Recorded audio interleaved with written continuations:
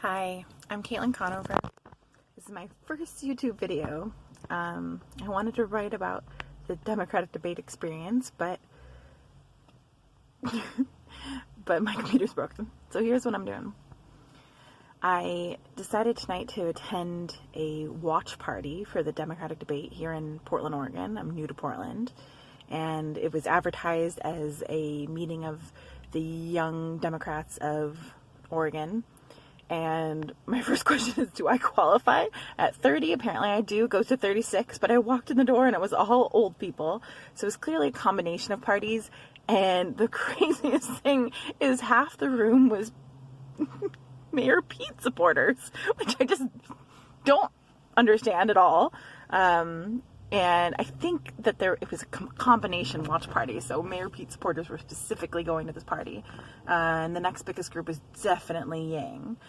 I didn't see many supporters of the top three at all, Sanders, Biden, or Warren. And maybe that's just because people who support the top don't have to be as vocal, or maybe it's because it's Portland and people are unconventional. Who knows? But that's what it was. So it was a really interesting group to do the debates with, and I think this was the best debate by far of the four so far. And I just wanted to share some of my takeaways. I think the beginning of the debate was really interesting. It was definitely a progressive showing. It felt like there were more progressives on the stage than there really were. It was really concentrated on the progressives, on Warren, Bernie, Yang, Tulsi got a few jabs in there. Tom Steyer I would count as progressive. And the message was powerful. I cannot understand why CNN had to ask the same tax question about Medicare for All, because, oh my God, I mean, it's just, this is people's lives. This is people's right to health care. I am currently uninsured because I moved, and it is so difficult to get insurance through Obamacare. It should not be this difficult. I've had to send in document again and again and again, and they can't really tell me what's wrong. I'm, 3 months into my move, July, August, September, more than, and I still don't have health insurance. It's not because I'm not trying. And my little girl still doesn't have health insurance, and it's not because we're not trying. And we have support. And this is not okay. This is stressful. This is bad on people's bodies. I don't understand how someone cannot support Medicare for All. And, if you don't understand the tax situation, this is what it is. I agree that it is silly that Warren and Sanders wouldn't just say, yes, we are raising taxes on the middle class, but we're raising them less than what they are currently paying to health insurance. And the coverage is much better. And they should just have said that from the beginning. Sanders finally said it. I can't really remember if Warren said it. Klobuchar pushed her on it. Maybe good for Klobuchar because Warren admitted it. It was silly that they didn't just say it clearly from the beginning, but I think their point was clear, which was that the costs would be less even though the taxes are going up. It's silly that they wouldn't just say that. Now, when I first heard that Medicare for All meant that raising the taxes on the middle class, I thought that was pretty silly. Like, why wouldn't you just do it elsewhere? I mean, come on, there's all these wealthy assholes making so much money off of us. Why shouldn't they be paying for our health? But I think it's a bit of a litmus test because this is just the most popular policy from the progressive. This is just the most basic. This is what all other, as Bernie Sanders says, major, which I don't like, but all other Western developed nations have this Social Security, and we do not. We are way behind.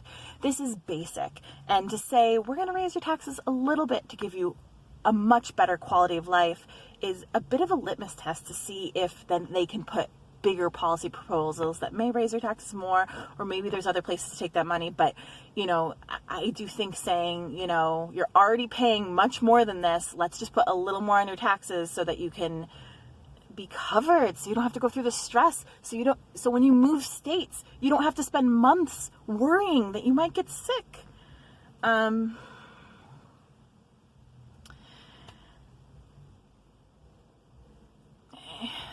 So that's what I have to say about that. I think it was silly that it had to be hashed out again, but apparently it does because people seem to be stupid on this subject. They don't understand how important it is. They are not talking to people like me, apparently. Or they're just ignoring them. So that was my first takeaway. I think it is absolutely amazing and interesting that CNN had a question about the Jobs Act versus UBI. And I think the only reason they did it was to throw Sanders under the bus, and I think it worked brilliantly. I'm a huge Sanders supporter, and I really was a huge supporter of the Jobs Act against UBI. I even posted a nasty YouTube comment to Yang, how does UBI support mothers like me? How does it acknowledge that the work I do as a caretaker, or the work I did taking care of my grandmother, how does it acknowledge that work if it's giving everyone the same amount of money? But what it really does is it acknowledges human beings, and that you can do what you want to do. If you want to be a caretaker, you can do that because you have some room to breathe. If you want to be an artist, you can do that because you have room to breathe. If you want to be an entrepreneur, you can do that because you have room to breathe. And I've really come along to the UBI perspective, and the, I like how he calls it a freedom dividend. That's all great. And I think he completely finished Sanders on that. He did a great job. And I'm sad for Bernie on that because I'm a big Bernie supporter, but I think Yang really did well, and overall, I think Yang won the debate. This is not the first debate I thought he won. I can't remember if it was the last one or the one before, but this is not the first debate where he was swinging, and I couldn't understand how other progressives didn't see that he had obviously won. They said he did well, but he had obviously won. This one, he obviously won. Warren did very well. She, clapped back.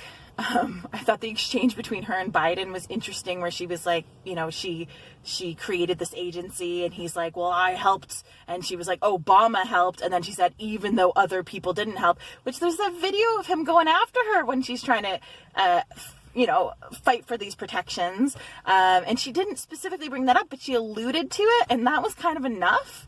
So good for her for doing that. I think it was sad that Sanders didn't go after Biden for corruption. I don't think he had to specifically go after Biden or specifically go after the, Ukraine or China, but I think he had to specifically go after that Trump is pointing out corruption, even though he is obviously ridiculously corrupt. He is also pointing out all the corruption, and people see that. People see that there is corruption, and he's going to do something about it. He has plans to do something about it, but he didn't really speak to that, and I think that was a missed opportunity. I don't think Bernie did that well. Sorry, I'm in my car. There's people honking. I don't think Bernie did that well. Unfortunately, I think that he did well. He definitely did better than Biden. I think he did better than Mayor Pete, who everyone where I was really supported, but I don't think that he slammed it out of the park. I think that UBI thing, I think that was a hit for him. I think CNN was super smart to bring that up, but it also brought the debate to a much more progressive place than they would have normally been comfortable. I think they are underestimating Yang, because I think that was brilliant for him. The other thing Yang did that was absolutely amazing, and why I've turned on Yang a lot, or towards Yang, is because he's talking about decriminalizing all drugs. Tulsi has also spoken about this, but I think she's kind of taking her key from Yang. She's also talking about the UBI, which is great. I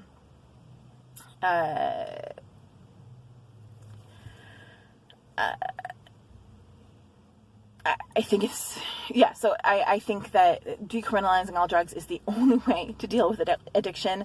Portugal has done it. Portugal had no drugs for a long time. Then, the dictatorship fell and all the drugs came in, and they're like, what the hell do we do? They decriminalize. Addiction rates are down. Overdoses are down. They have safe injection sites, all that kind of stuff.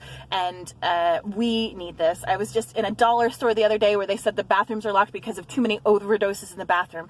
We need a place that is safe for people. It is the only thing that might help with addiction. We all know the shame and illegality and jail does not help these issues. So I'm so happy to hear someone speaking about this, and the fact that he spoke about it on that stage was super powerful. He did great. What else is important to talk about from this debate? Biden's incoherent. He always has been. I don't really think it's a thing of age. I remember him being the gaffe master in 2008 election. He just doesn't make sense. He doesn't care. He doesn't finish his sentences. Unfortunately, I turn off when a lot of the progressive or the moderates talk. Pete is an interesting one because he really connects with the plight of the people and he talks about the feelings, but he doesn't seem to have any solutions. His solutions are, don't go that far. Medicare choice or whatever he calls it. I thought Warren's kickback on the Medicare choice where she called it Medicare for those who can afford it. That's the thing. All these guys who are saying Medicare choice, including Tulsi, which I'm super disappointed that she's saying that, they're not talking about how they're going to pay for it because it'll be much more expensive, obviously, because we'll have a sicker pool in the Medicare and how are you going to pay for it, right? Bringing down the cost of medical care is only possible if we pool together, right? So if you're going to parse it this way with a public option, that's what it essentially is. How are you paying for that public option, right? The same people who are getting subsidies now are going to get subsidies without public option. So what difference does that make? I don't qualify for it and I don't make much money at all. But because of my marital situation, living situation, whatever, that's not factored in and I don't qualify, even though by all rights I should, for Medicaid. But I mean, when you're talking about subsidies and that kind of thing, you're talking about the same problem. So all these moderates are saying, how are you going to pay for it? How are you going to pay for it? Bernie has laid out he was going to pay for it. Warren has said I'm with him. I haven't seen specifically what Yang talks about the Medicare for all, but I'm pretty sure he's on board with it. So what are the moderates going to do? How are they going to pay for this public option? So basically the people are going to have to pay for it and they can't afford it. That's the whole problem. That's why we're going bankrupt. This is a problem. So the other issue I had with this debate is CNN. We were at this, this was a Multnomah County Democratic institution, and they were on CNN.com, and multiple times it timed out on us, and we missed parts of the debate. And there were people there who knew how to do computer stuff. This happened the last time CNN had debates, and I mean, how ridiculous is it that our Democratic debates are being held on a single, pay-per-view network or, a network you have to pay for. And although they open it up, they certainly don't make it accessible. They don't make it easy to take clips for YouTubers. They don't want people to see these debates. It's not good for their candidates. And that's really sad. So I missed part of Tulsi's answer about stuff in Syria. But what I did catch was that she's saying we shouldn't be in Syria. We should not be in any of these wars. And I think it's really sad that no one on that stage, including Sanders, backed her up and said, yeah, no, we should end these wars. And, during her back and forth with Pete, a Pete supporter at this, event yelled at Tulsi to shut up. I was really shocked by that, and I think it is just really sad that we don't understand that it is possible. We cannot be at war, and it'll be okay. It's not our job to police the world. We've taken on a huge responsibility by doing that, and we're not executing it properly. We are not making places more peaceful. We are creating more strife, more death, more blood, more trauma. And, that's why I love Tulsi, because she pushes that message. She makes you understand that, yes, we can end war. I would love to be able to go further into how she would do it more specifically, but obviously that is not